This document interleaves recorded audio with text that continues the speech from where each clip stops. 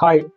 இப்போ நம்ம இந்த வீடியோவில் என்ன பார்க்க போறோம்னா, ப்ரொமோட்டர்னா என்ன, ப்ரொமோட்டர் ஹோல்டிங்னா என்னன்ட்டு பேசிக் இன்ஃபர்மேஷன் தான் நம்ம இந்த வீடியோவில் வந்து பார்க்க போறோம். இப்போ வந்து ப்ரொமோட்டர்னா அந்த ஃபேம்ல இருக்கு ப்ரொமோட்டர், அதாவது அந்த கம்பெனியை அவர் தான் முதல்ல ஸ்டார்ட் பண்ணுவார். அப்படி கரெக்டாக ஸ்டார்ட் பண்ணுவார் தான் ப்ரொமோட்டர்னு சொல்லுவாங்க. சரி, இப்போ நீங்க வந்து ஒரு ஸ்டாக் வாங்கும் போது இல்லைன்னா ஸ்டாக் வாங்குறவங்க நிறைய பேர் வந்து மெயினா பார்க்கறது என்னன்னா ப்ரொமோட்டர் ஹோல்டிங் தான். இப்போ அந்த ப்ரொமோட்டர் ஹோல்டிங் அதுதான் மெயினா வந்து கரெக்டா பார்ப்பாங்க. இப்போ வந்து ப்ரொமோட்டர் ஹோல்டிங்ல வந்து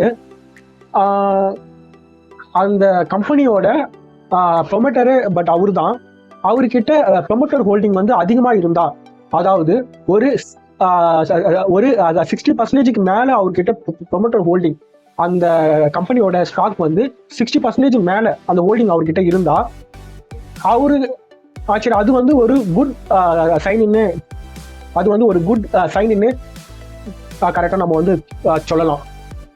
ஏன்னா ஒரு ப்ரொமோட்டர் அந்த கம்பெனியை வந்து மேக் பண்ணவர், அவர்கிட்ட கான்ஃபிடென்ட் அதிகமா இருந்தாதான் அவரு அந்த கம்பெனிக்குள்ள ஹோல்டிங் வந்து பட் அதிகமா வச்சிருப்பாரு. இல்ல அவருக்கு அந்த கம்பெனி மேல நம்பிக்கையே இல்லைன்னா அந்த ப்ரொமோட்டர் ஹோல்டிங்ல பார்த்தாலே உங்களுக்கு கரெக்டா தெரியும். நீங்க பேலன்ஸ் ஷீட்ல போய் பாத்தீங்கன்னா ப்ரொமோட்டர் ஹோல்டிங்னு ஒரு ஷீட் வரும், அதுலயே உங்களுக்கு தெரியும்.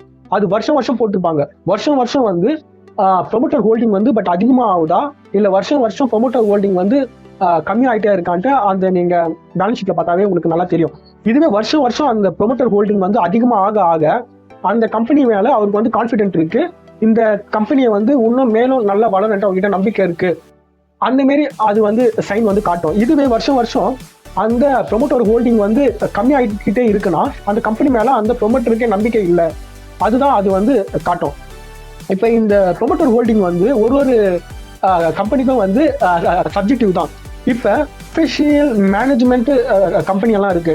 இப்போ வந்து ப்ரொஃபஷனல் மேனேஜ்மெண்ட் கம்பெனி, உதாரணத்துக்கு நீங்க ஐடி சேர்த்துக்கினீங்கன்னா நீங்க அதோட பேலன்ஸ் ஷீட்டை பார்த்தீங்கன்னா அதுக்கு வந்து ப்ரொமோட்டர் ஹோல்டிங்கே இருக்காது. ஏன்னா அவங்க வந்து ப்ரொஃபஷனலா மேனேஜ்மெண்ட் பண்றாங்க, அதுக்கடுத்து ஒரு சிஇஓ, சிஎஃப்ஓ, அந்த போர்டு ஆஃப் டைரக்டர் அவங்க தான் பார்த்துப்பாங்க.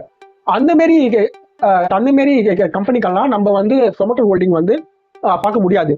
ஆனா இதுவே நீங்க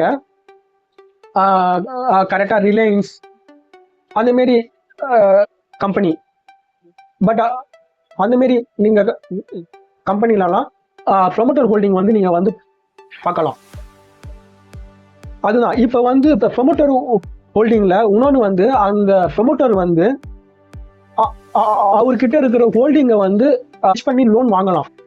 இப்ப அந்த ப்ரொமோட்டர் ஹோல்டிங் அது வந்து கரெக்டா பிளெச் பண்றாங்கல்ல, அதுவும் வந்து அந்த ப்ரொமோட்டர் வந்து அவரோட ஷேரை வந்து பட் அதிகமா பிளெச் பண்ணியிருந்தாலும் அதுவும் நம்மளுக்கு வந்து ஒரு கரெக்டா நெகட்டிவ் சைன் தான் அது நம்மளுக்கு வந்து காட்டும். ஆனாலும் ஒரு ப்ரொமோட்டர் ஹோல்டிங் வந்து ஷேர் வாங்கும் போது அந்த பேலன்ஸ் ஷீட்ல ப்ரொமோட்டர் ஹோல்டிங் வந்து முக்கியமா பார்த்து வாங்குவாங்க. இப்போ சரி, இப்போ வந்து ப்ரொமோட்டர் ஹோல்டிங் வந்து பட் அதிகமா இருக்கிற கம்பெனி எல்லாம் அதிகமா கரெக்டா டிவிடெண்ட் கொடுப்பாங்க.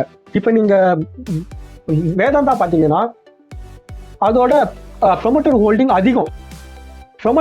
அதிகமா இருக்கும்போது அவங்க டிவிடெண்ட் ஈல்டும் அதிகம். அவங்க டிவிடெண்ட் அதிகமா கொடுக்கும் போது இப்ப டிவிடெண்ட் எப்படி கொடுப்பாங்கன்னா ஒரு ஷேருக்கு பட் கரெக்டா இத்தனை ரூபான்னு கொடுப்பாங்க.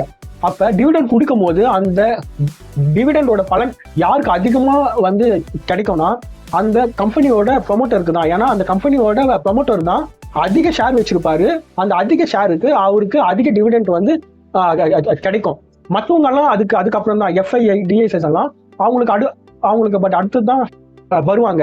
பட் இதுதான் ப்ரொமோட்டர்னா என்ன, கரெக்டா ப்ரொமோட்டர் ஹோல்டிங்னா என்னன்ட்டு பேசிக் இன்ஃபர்மேஷன் அவங்களுக்கு வந்து ஷேர் பண்ணிக்கிறேன்.